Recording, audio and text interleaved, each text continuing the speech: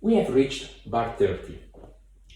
Once again, I think that the large majority of considerations to work on whatever will come later in this piece has been already presented. So, in a way, if you want to go through this last part, you will find some example of applying once again those concepts, and then I will highlight details here and there that I think are very important not to be missed. Before starting showing my ideas regarding how to work on bar 30 and 31, just a remark. If you have listened to my performance in the video of this piece, perhaps you have noticed that I am playing the chords at bar 30 and 31 in a slightly different way than what the notation that I find in my edition, but I think you will find in most of editions, is shown.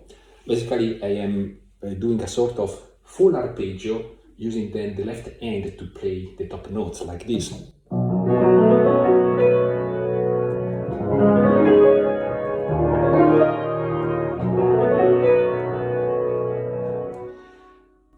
Once again, this is not the way it is written in my edition. That is instead something like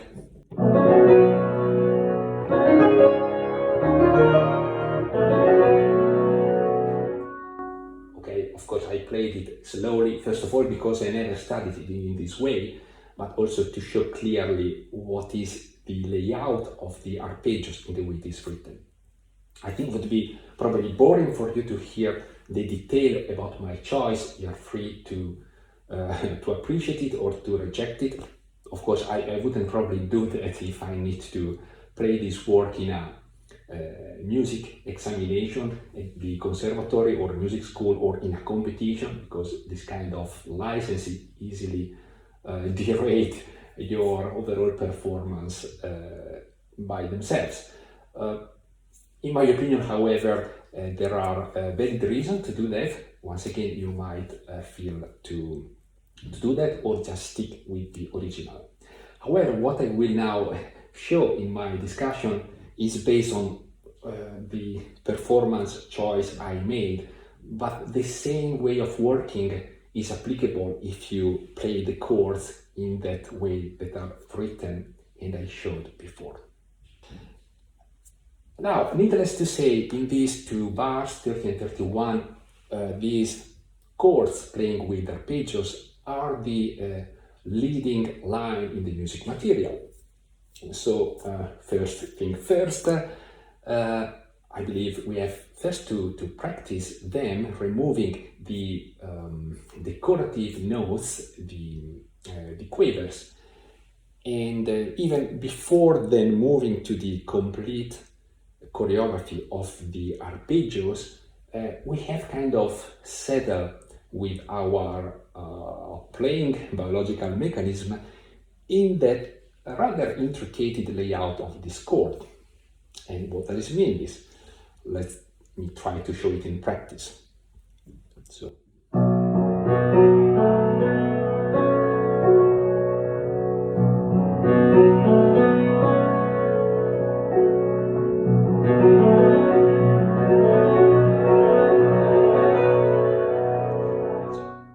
You see, I am first kind of testing the terrain, taking slowly each note, and this is to make sure to feel where my muscles, my articulations are kind of feeling certain little tensions or discomfort, so that gradually with focus and attention I try to apply those minimal micromedical adjustments in my action to reduce those disconformities until playing with confidence the entire number of notes that are quite a bit in these chords in this dynamic way.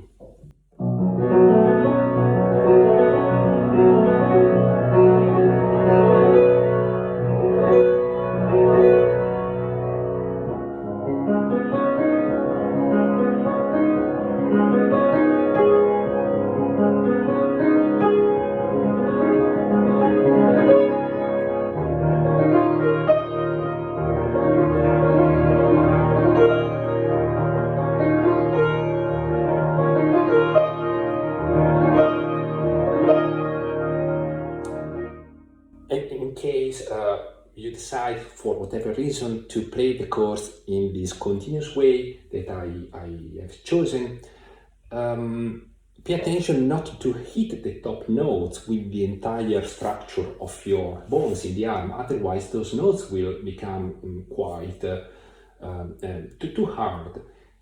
And in fact, we have to notice that there is no accent marks of any kind on the top of those notes. So in our study, we have to pay attention to reach with sufficient, in a sufficiently soft way those notes. And I believe that the point is to take advantage of the grasping capability of the finger that should kind of lead in that moment the touch on that top note, rather than hitting with the entire energy, the kinetic energy that your arm, hand and finger has gained in the quick movement. So.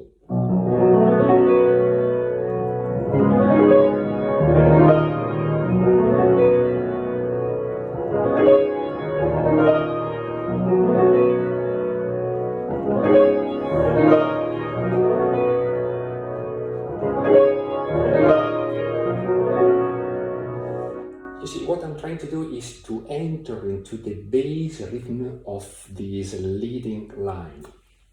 And we shall not miss to notice that there is a crescendo at the second half of each bar. And of course, this is translated in a little difference in the energy that the top notes are played in the last two quarters. But mostly I think that crescendo will be taken by the decorative notes that, since are filling the flow, are more in charge to establish that sense of gradual crescendo. Once again.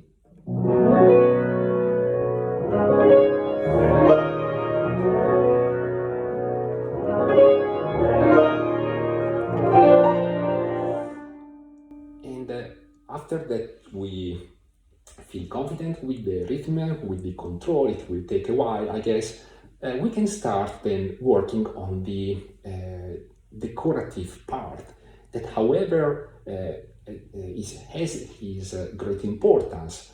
For example, to realize that crescendo, but also to maintain that rhythmical flow in shorter terms that the piece is carrying until this point and will keep going. So first, let's isolate this decoration, that is something like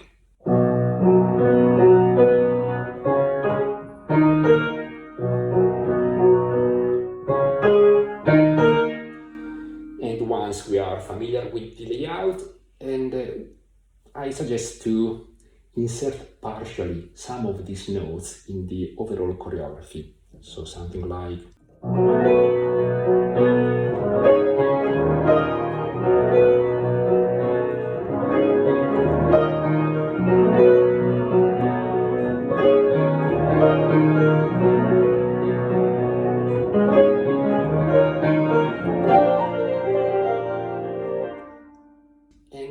here at the end of bar 31, there is a point that needs practicing, is the jump between those notes we have reached to the first chord of bar 32. So,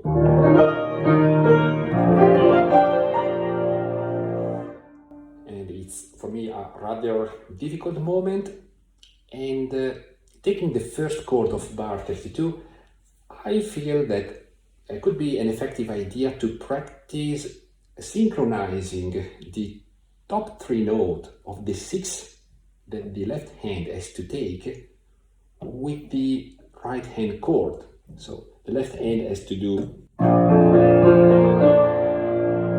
So I have to practice first like.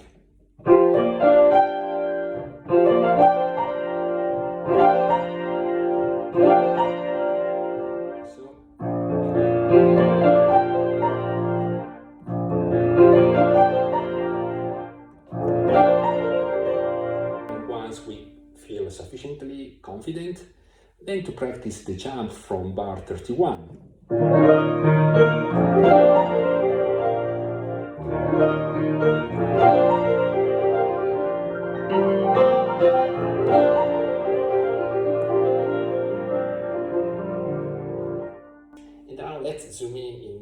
bars 32 and 33.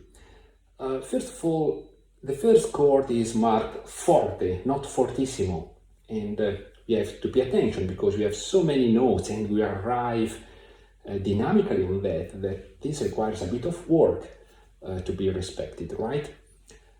And then we have the only mark fortissimo of the entire piece at the very end of bar 31.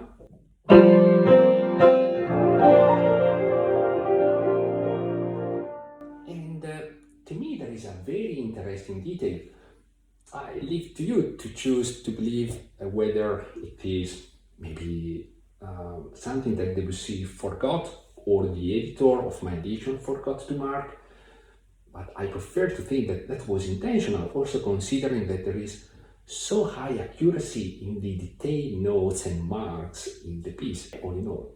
So this detail is that at bar 32, we have this chord marked forte without any other marks except the right hand top note that has that strong wedge accent, and even with a flat accent. I'm not sure about what it means precisely, but it is like that. So something like. Instead, after those fortissimo at bar 33, we go again to forte, so the fortissimo energy is released, but notice that in the left hand we have a staccato dot and an accent wedge.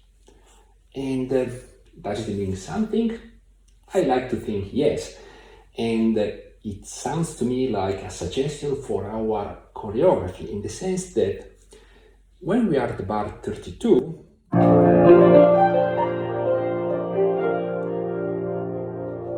forte without accent, I feel the hand had better stay there. A kind of smoother hit stroke on the keys, and the energy is not that much to bounce up again. Instead, at bar 33, that staccato mark with the wedge accent, so the very energetic accent, suggests to me a choreography like that is also physically helpful to express that accent on the D.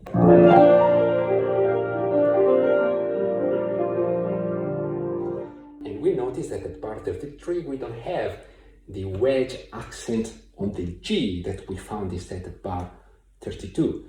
So it's like Debussy wants really that D to be the bell that prevail, with the rest forte, and so why not striking with that nice choreographic flying on it.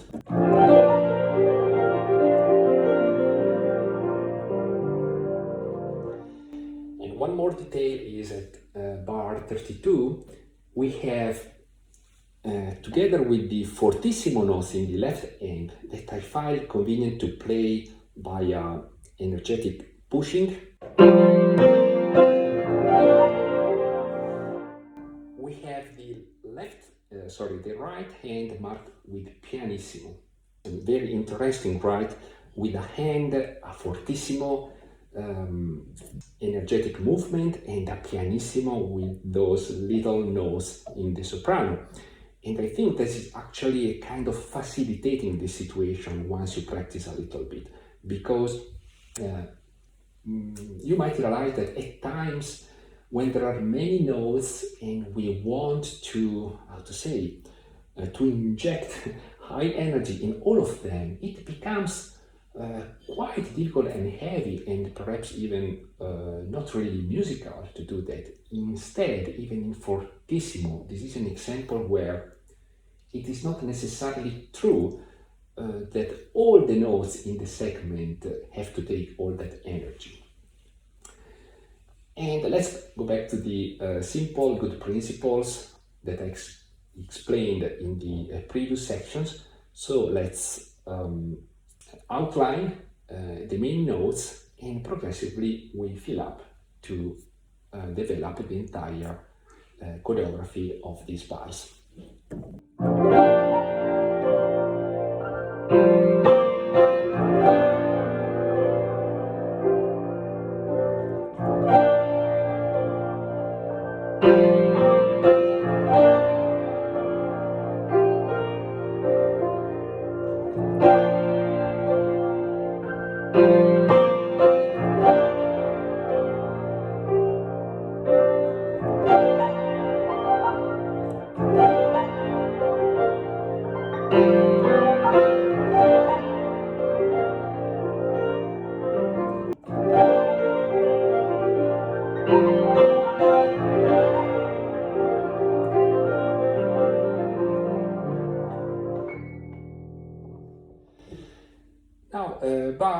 34. So here there are again those same compass notes that we found at bar 25, do you remember?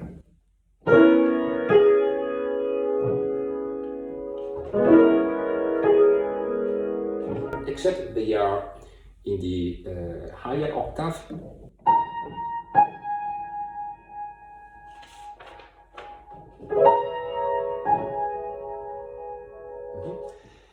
And here we have one additional important element, that is the profound bell in the bass. It's marked pianissimo, but we have a flat accent, and that's I believe really an important bass pillar in the musical material of these bars.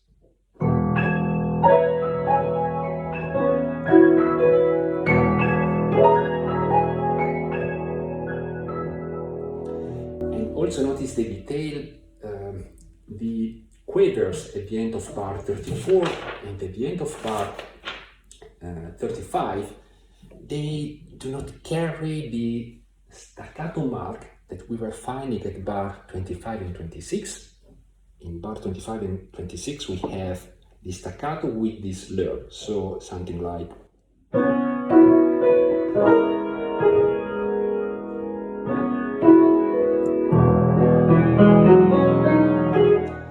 instead here we have just a slur with the flat accent. So I think we have to play like shifting our weight from the, how to call them, B chords of each quaver, like rather than as before.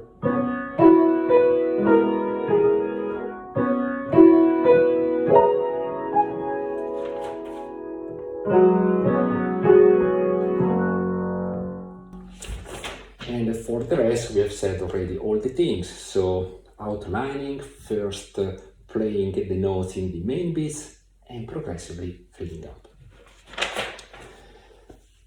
So we are at bar 36. For myself, bar 36 could be a good point to start working on the actual study and detailing of things. Perhaps after you have read in a way or in another the totality of the score. I feel bar 36 is probably at the peak of the difficulties of this work. But actually, the things that we have discussed so far are the tools that we need to use to work on that. I would highlight particularly the situation in the left hand where we have this chord.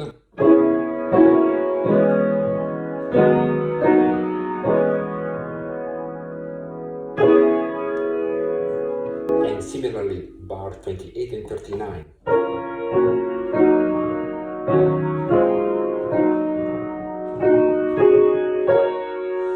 The point, the task is that I believe clearly the thumb has the role to lead the music. That's the singing line. So these chords are not simply a bunch of notes with equal importance, but eventually what we have to work to highlight is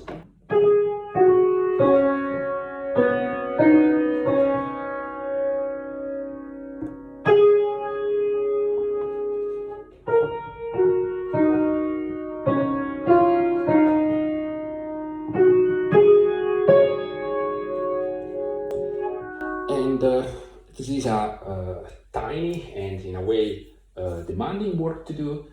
I feel there are basically 2 points that we have to work on. First, the grasping capability of the thumb. And just let me highlight that the thumb has a particular physiology with respect to the other fingers, because I can, with the other fingers, of course, naturally do a very large movement vertically, right? This is what they naturally can do. But the thumb doesn't have the same capability, you have noticed, right?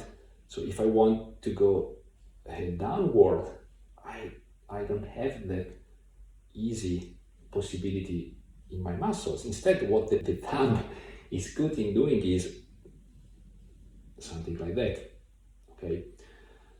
And so we have, in a way, to be aware of this when we work in our micro movements, not to start driving against the flow, because that won't lead us to any place good. So the thumb here have this requirement in using his grasping possibility in the most natural way as possible to highlight the top notes in the chords. But then the other tool is to try to play with the balance of weight of our arm and hand, trying to kind of shift that in the top notes of these chords. And it's something that really we have to feel and to work by feeling rather than reasoning and thinking.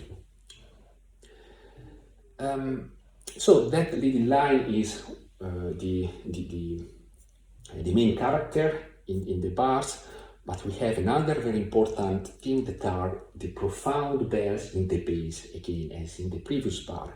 And here those bells do not only create the resonance, the harmony, but gives also the very important fundamental bass rhythm in long terms. So let's practice that alone. And notice that Debussy mark them pianissimo, but with a flat accent.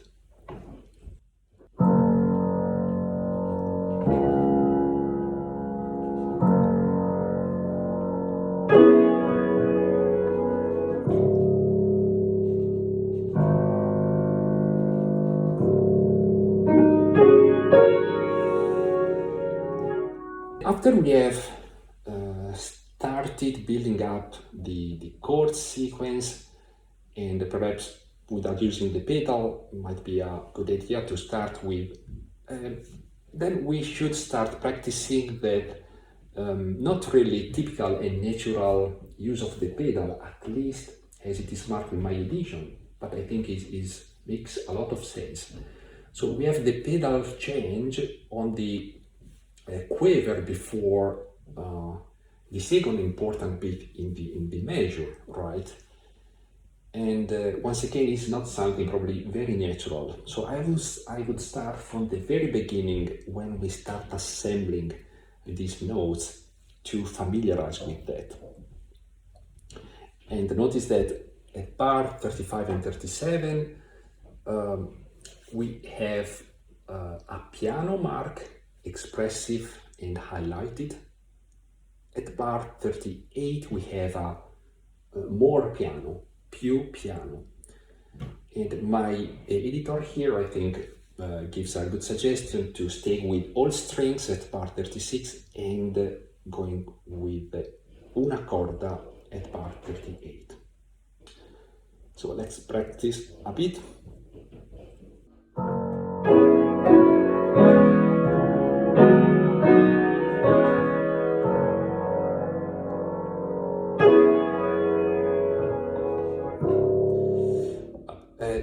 The musical texture is so complicated that I wouldn't jump to bar 38 like that.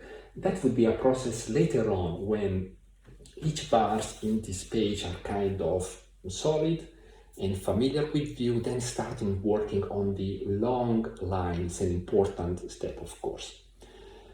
And I think there is nothing else probably to be said rather than repeating what I already said several times for the previous sections. So let's outline for a while to show the process, and then we can go ahead.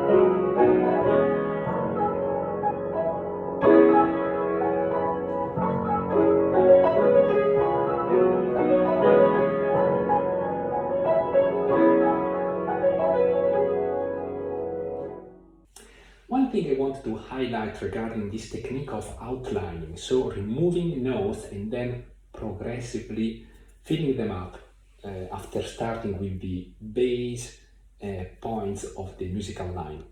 So once you start filling up a few additional notes, you might come across points where there is, some difficulties, lack of control. And as long as then you park there with your feeling idea, so your attention is maintained focused on that problematic notes, because whatever will come in the notes you are not playing is not taking your concentration away. And so one first point of the highlighting technique in studying is kind of being casual in filling up, but maintaining the baseline rhythm so that you progressively enter with your entire body in the musical dynamic in terms of rhythmical flow, and you are not disturbed initially by too many details.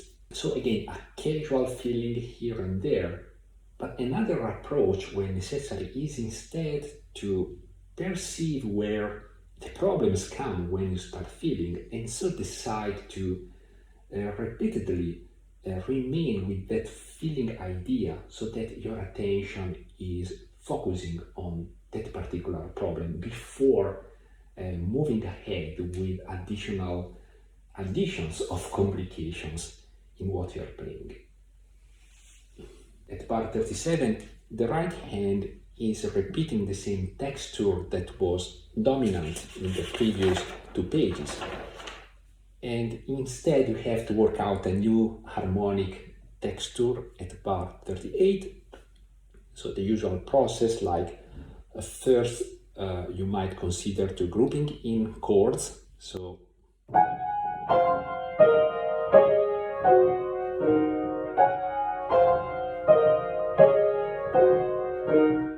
for a couple of times, and then keep bending.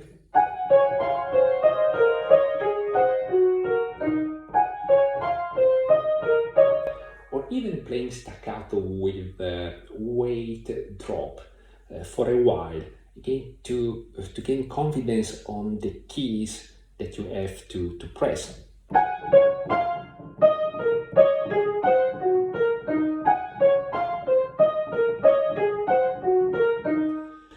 But once again, these are simply intermediate steps along our work. So there is not a necessity to insist too much, I believe. And once we start kind of getting clear what are those keys that we have to play, outlining to instead gradually enter into the musical material, but starting with the important pillars of the flow. And at bar 38 and bar 39, let's see a few details. So the crescendo, in particular at bar 39, requires a gradual increase of energy in your chord here.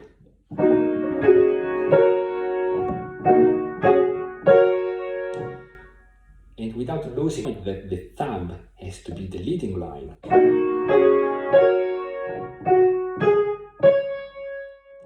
And I have the una corda down. I think most likely is a good idea with many instruments and environments. So, how to say, let's not be shy with our energy, because it's necessary. There are many little notes here and there flying, and to get this line coming up clearly, we have to put some energy in that. A last thing, in this page, as I think it is quite often the case of Debussy, we have that slippery thing of the jumps, larger, smaller, but jumps, from perhaps chord to single notes, and typically in Debussy on the black keys, so with a tiny area of landing, like here.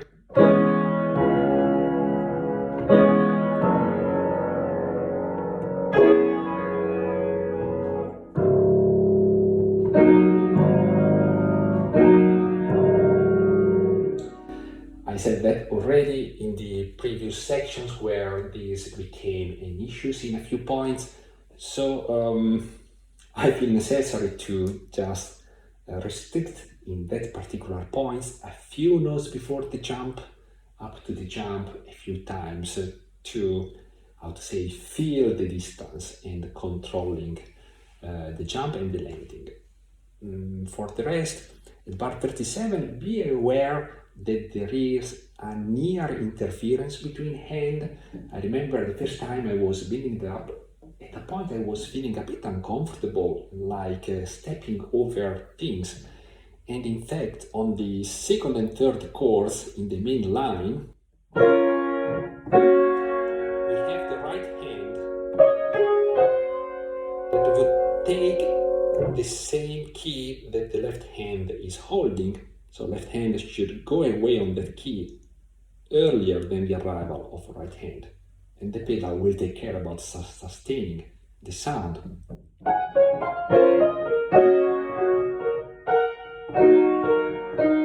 And the same in the last semiquaver of the 6 notes in the right hand at the end of the second quarter.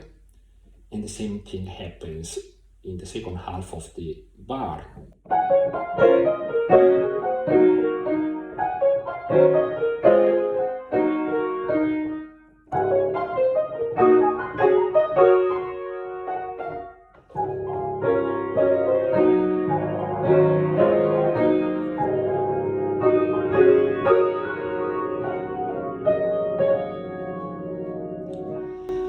In addition, I have this long pedal line from the last chord at bar 38.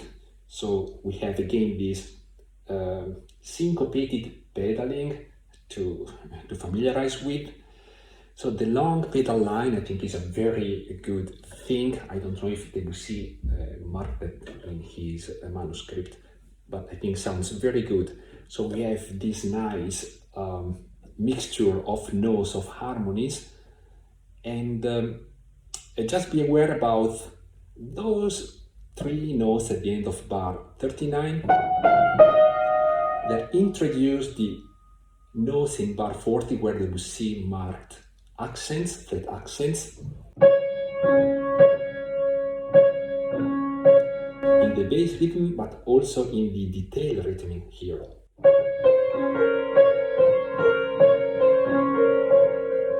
So it is from bar 39.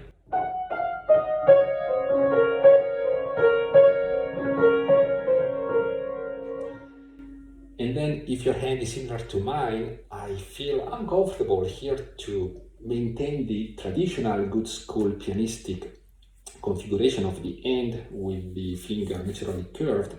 I am hitting my cover, so I found naturally convenient just to bend my fingers and hold this funny position.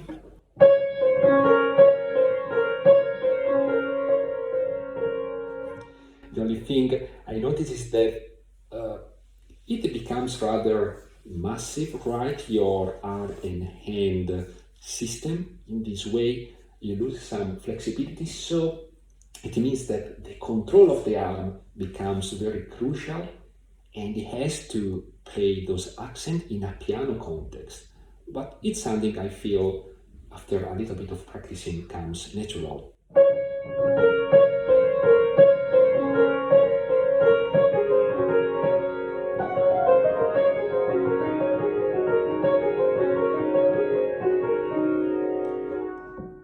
Let's show once again a bit of outlining in these measures, and then we can keep going with a few more thoughts for the rest of the piece.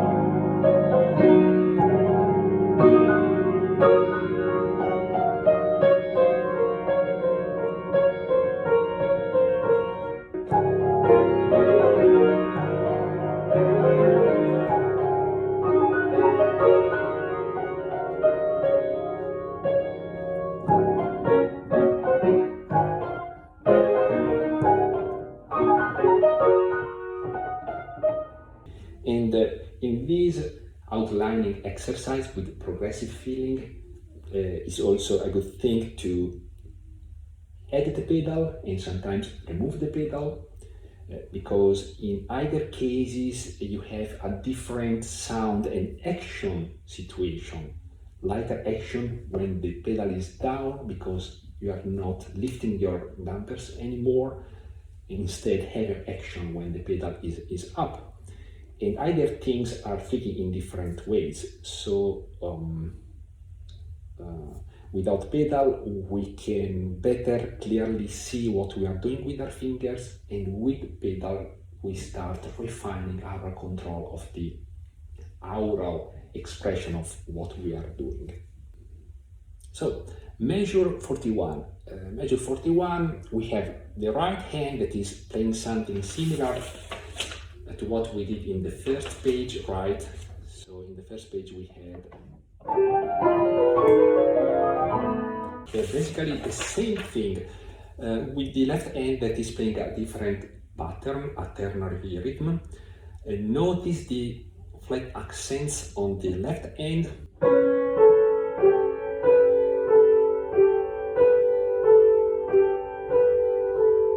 At bar 41 only, they disappear at bar 42.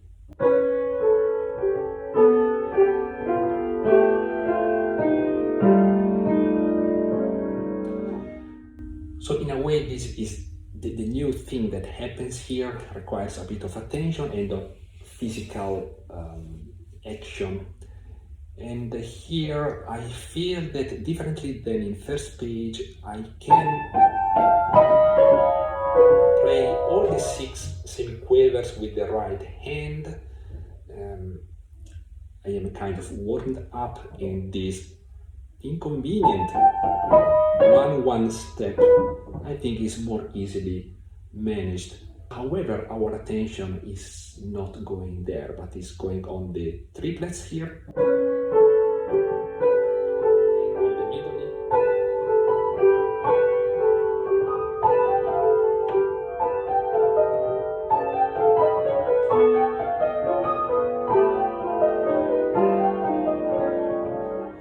And here notice the detail. I feel convenient again to use that idea I used in the first page of using the left hand to help out the right hand only in the second quarter, where the right hand is going far in the acute section and there is this B to be taken. It is nearer to the left hand, so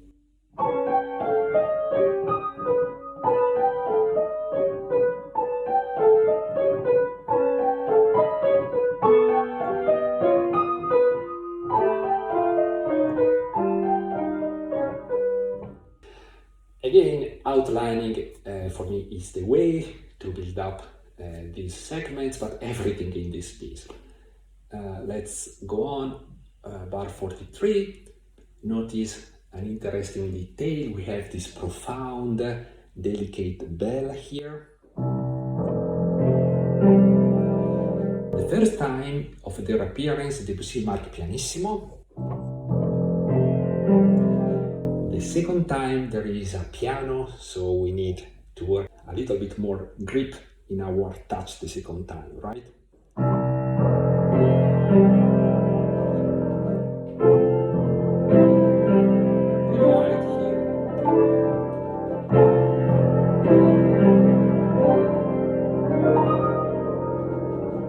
And filling up the details later when we have the bass rhythm established.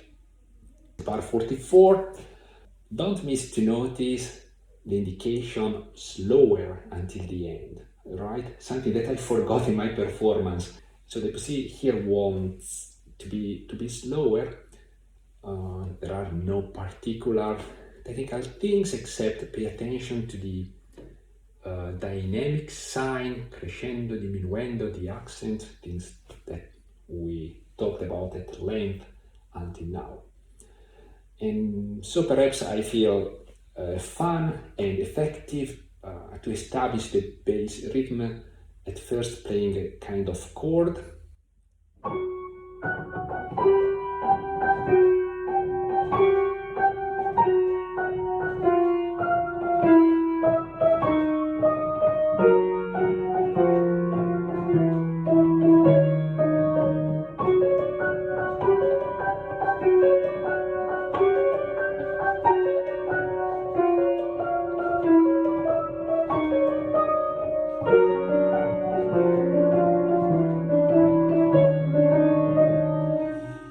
And notice these little games in dynamics. Bar 45, the right hand has to do a crescendo and the left hand has to do a diminuendo. So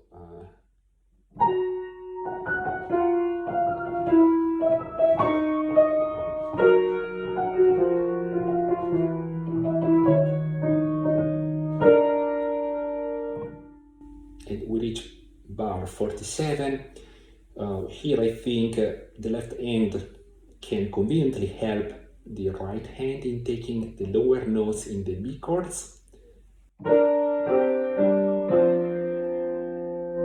little jump with the left hand and a crossing, in my opinion, very comfortable to land on the D. You can take again the D with the right hand if you want to play with your arm rhythm.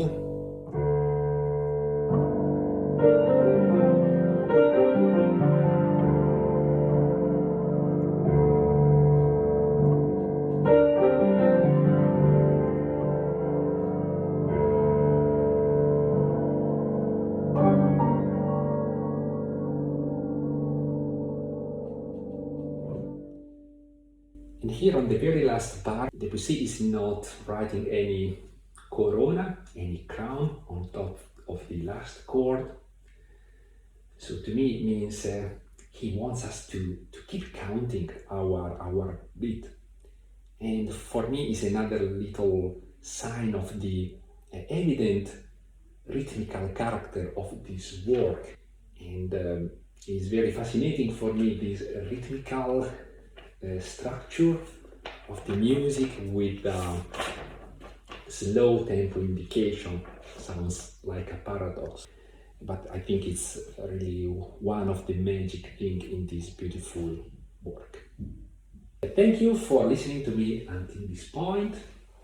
Before really concluding my thoughts, I want to say at least once, plain and loud and clear, one thing about what I think about these my study discussions. I am basically presenting thoughts that belong to that part of working on the performing tasks to express the music, the part of working that belongs to the realm of analysis and technical practicing.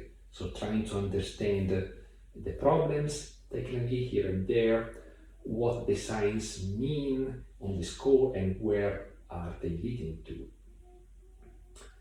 I know very well that this is something that is largely insufficient to lead us then to the point of expressing the magic of the music that it is somehow offered to us through this course.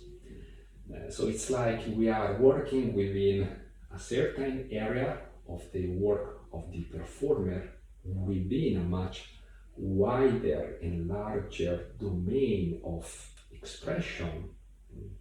I don't even know what word to use for the rest. So this is, how to say, the humble part that belongs to using your mind and monitoring your feelings, and it takes a lot of persistence in what you are doing and awareness. But once again, it's a limited domain of something much wider, much more mysterious.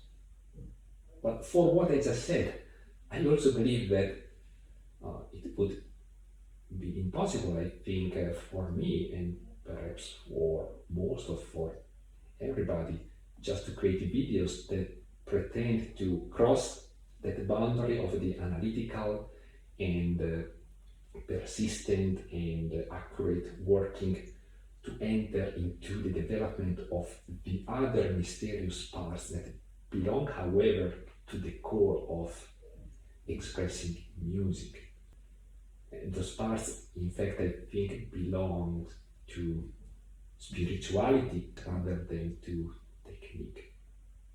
So mathematics has a very simple and clear expression that is a condition necessary and sufficient so that something else becomes true, right? When there is something that you notice, sometimes if you notice that something, you have what it needs and what it is sufficient, so that something else that is less evident becomes true at the same time. So with this analogy, what we are doing with these discussions is just to cover something necessary, because I believe honestly that without doing all that demanding work in terms of analysis, of trying, of exploring, we never reach the point of expressing music through a performance at the keyboard. But it's just necessary, it's not sufficient. So I just wanted to say clearly, I know myself, this is just a part of the story. The rest is much more mysterious, but in a way even magic. And what I feel, however, is with our humble steps that I try to describe for what I understand, we can kind of unlock a door and then get it open to continue with further steps in what really makes music magic. First of all, for us, that we are here doing all this work, and perhaps at times, if we are blessed enough and lucky, to share that with others. So again, thanks for following me until this point, and I hope to see you again in my next discussion.